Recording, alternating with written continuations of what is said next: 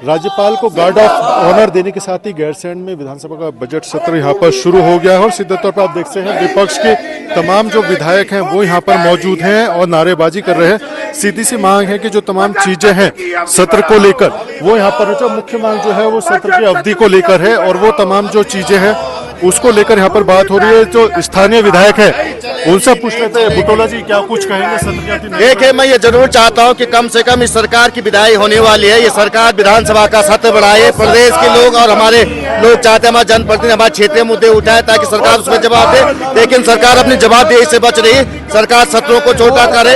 4.5 साल में केवल 32 दिन विधानसभा सत्र चला, लाखों करोड़ रुपया खर्च हो जाता, लेकिन जनता की जवाबदेही मिलती। 47 विभाग माननीय मुख्यमंत्री जी के पास है, लेकिन माननीय मुख्यमंत्री जी का सुमार नहीं आता, वो जवाबदेही से बच रही। वो सरकार बदलनी है जो सरकार। देखिए, सत्रावधि पे लगातार खेल खेला गया है।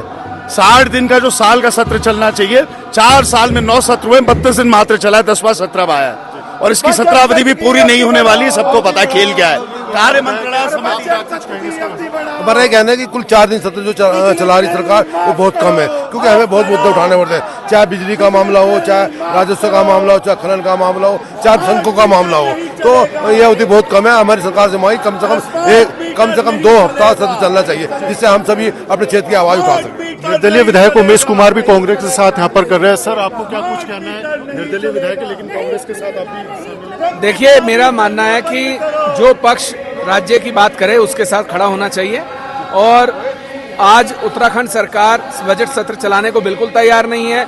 अभिभाषण के तत्काल बाद बजट रखा जा रहा है, जो कि बहुत ही गलत है। ये गलत परंपरा डाली जा रही है और मुझे लगता है सत्र चलना चाहिए। तो तमाम जो चीजें हैं वो यहाँ पर होती हुई नजर आ रही हैं और इसको लेकर सीधे तौर पर जो तमाम बातें हैं वो होती हुई दिख रहे हैं। सत्र की शुरुआत यहाँ पर हो चुकी है। सीधे तौर पर आप तस्वीरों में देख सकते हैं कि जो तमाम यहाँ पर पंडित पुरोहित है वो यहाँ पर खड़े हैं, तमाम बातें कर रहे हैं। विक्रम सिंह नेगी जी हमारे साथ है, प्रतापनगर विधायक है कांग्रेस।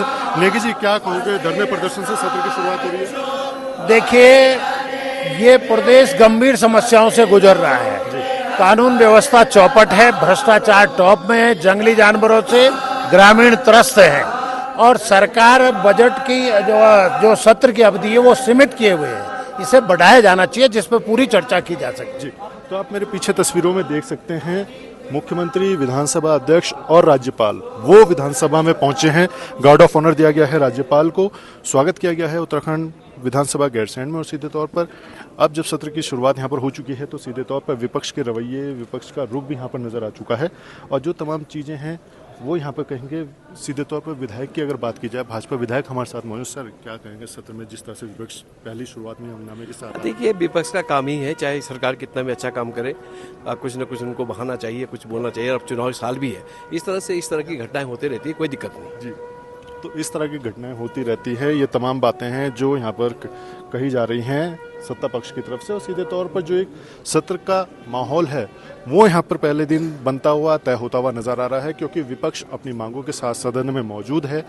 राज्यपाल पहुंच चुके हैं, गार्ड ऑफ ऑनर उनको दिया गया, अभिभाषण राज्यपाल का होगा और इसमें तमाम जो चीज़ें हैं, कल्याणकारी योजनाओं की बात हो या सरकार का जो भी भावी रोड मैप है वो सामने नजर आएगा। लेकिन सीधे तौर पर अगर विपक्ष के रुख की बात की जाए तो विपक्ष सत्र की अवधि को लेकर हमलावर है और सत्र के बाहर उसका नमूना भी दिख चुका है। अजीत काम्बोज, उत्तराखंड न्यूज़, देहरादून।